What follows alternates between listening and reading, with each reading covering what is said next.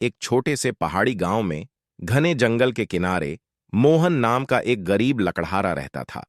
उसकी छोटी सी झोपड़ी थी, बूढ़ी मां थी और रोज की मेहनत ही उसकी कमाई का एकमात्र सहारा थी। मोहन रोज सुबह कुल्हाड़ी लेकर जंगल जाता और शाम तक लकड़ी काट कर शहर में बेचता। एक दिन जंगल के गहरे हिस्से में उसे किसी के दर्द भरे चीखने की आवाज सुनाई दी।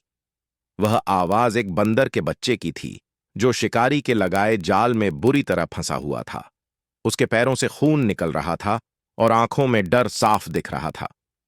मोहन ने बिना सोचे समझे अपनी कमाई से खरीदा चाकू निकाला और जाल काट दिया। फिर अपनी गमछा फाड़कर बंदर के पैर पर बांध दिया। बंदर दर्द में कांप रहा था, लेकिन मोहन की आंखों में दया देखकर उसे जैसे भरोसा हो गया। बंदर धीरे धीरे जंगल की ओर चला गया, लेकिन बार बार मुड़कर मोहन को देखता रहा। अगले दिन सुबह मोहन की झोपड़ी के बाहर कुछ फल पड़े थे, केले, अमरूद और जामुन। मोहन समझ गया, यह उसी बंदर का धन्यवाद था। कुछ दिनों बाद वही बंदर रोज आने लगा। कभी छत पर बैठता, कभी मां के लिए फल रख जाता और कभी मोहन के साथ नदी किनारे बैठकर सूरज डूबता देखता।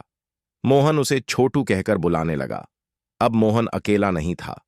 एक दिन शहर से लौटते समय मोहन पर कुछ बदमाशों ने हमला कर दिया। वे उसकी कमाई लूटना चाहते थे। मोहन जमीन पर गिर पड़ा। उसी समय पेड़ों से चीखने की आवाज आई। छोटू और उसके कई साथी बंदर ऊपर से पत्थर और सूखी डालियां फेंकने लगे। बदमाश घबरा गए और भाग खड़े हुए। मोहन को पहली बार महसूस हुआ कि यह दोस्ती सिर्फ साथ बैठने तक सीमित नहीं थी, यह जान बचाने वाली दोस्ती थी। कुछ महीने बाद जोरदार बारिश होने लगी। नदी उफान पर आ गई। एक रात मोहन गहरी नींद में था। तभी छोटू जोर जोर से चीखने लगा और झोपड़ी का दरवाजा हिलाने लगा। मोहन बाहर निकला तो देखा, पानी बस कुछ कदम दूर था। छोटू उसका हाथ खींचकर पहाड़ी की तरफ ले गया। कुछ ही मिनटों में झोपड़ी पानी में बह गई।